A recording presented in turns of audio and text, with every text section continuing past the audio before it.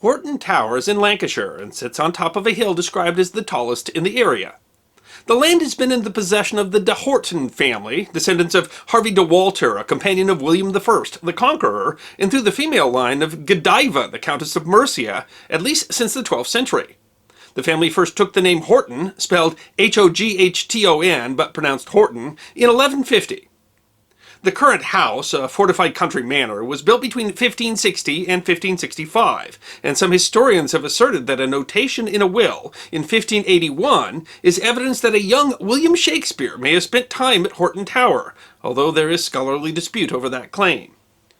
But it is known that in August of 1617, King James I stayed at Horton Tower for 3 days, along with several other nobles.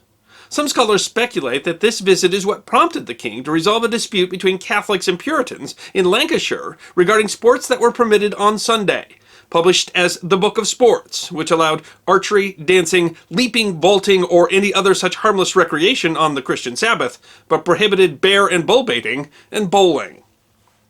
Housing the king was expensive, even for a few days, and the cost including providing a red carpet for the half-mile-long driveway nearly threw the Horton family into bankruptcy. But in James I's stay at Horton Tower, one story persists. The king was rather impressed with a meal, a loin of beef, and proclaimed, "'Tis worthy of a more honourable post, being not loin, but sirloin, the noblest joint of all," and drew out his sword and in a frolic knighted it. The story is well known and popular enough that the act has been reenacted at Horton Tower, which has been restored and is today run by a trust and open to the public. And Astley Hall, a museum in Lancaster, displays a chair where the purported loin was laid for the ceremony. But before we delve into the veracity of the legend of how the sirloin got its name, we have to ask another question. What kind of meat would the king have knighted? It's an important question because if you're from the United States, your understanding of a sirloin would be different than the one that King James would have had. Because, you see, the United States and Britain use different primal cuts when butchering cattle. Primal cuts are the large pieces of meat originally separated from a carcass during butchering, and different countries do primal cuts differently. They are distinct from prime cuts, which refer to the quality of the meat. What the Americans call the sirloin, the British call the rump. So if James I was knighting a sirloin, it wouldn't have been the sirloin steak that you get in the US, but rather would have come from either the primal cut that Americans call the short loin, where you get the T-bones, porterhouses, and strip steaks, or farther forward in the cut the Americans called the rib. While the British cut does include a rib, it's called a forerib and produces the cuts that Americans call short ribs. But the British sirloin includes the part of the American rib where we get the roast called prime rib, which would seem more likely to be worthy of knighthood than the relatively inexpensive US sirloin, a cut of meat from which the British used the less than complimentary name rump steak. And that all might be useful to you the next time that you go to a steakhouse, but it doesn't help to answer the question about whether it would be appropriate to tell the waiter at that steakhouse that the name sirloin came because King James I knighted a prime rib in 1617. But before we can delve into the question of whether the name sirloin comes from a piece of meat being knighted, it's important to note that the story of King James I is not the only such story. Rather, the story has been told many times. In addition to James I, it has been attributed to Charles II, a fitting character as he was a jolly king popularly known as the Merry Monarch, and so the type who might knight a roast.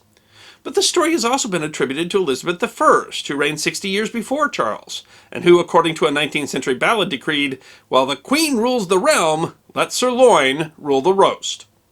And a church history of Britain, written in 1655, attributes the event to Elizabeth's father, Henry VIII, who was, it was said, fond of food. In that description, an abbot, watching the king eat a joint of beef heartily, proclaimed that he would pay £100 to have such a stomach, since his was weak and queasy. The king responded by putting the abbot in the tower and feeding him only bread and water, so that when offered a good meal of beef, he was so starved that he ate heartily. The king then demanded his £100 for having fixed the abbot's stomach, and, according to the account, knighted the beef for good behavior.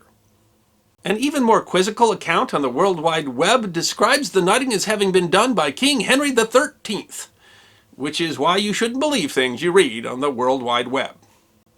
But the general conclusion is that the term sirloin predates any of these stories and was originally spelled many different ways, with the spelling S-I-R-L-O-I-N with an I not coming until the 19th century.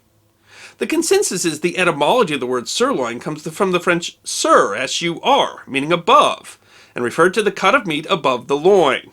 Which is odd, because the French use different primal cuts than both the British and the Americans, and there is no cut called a loin or a sirloin.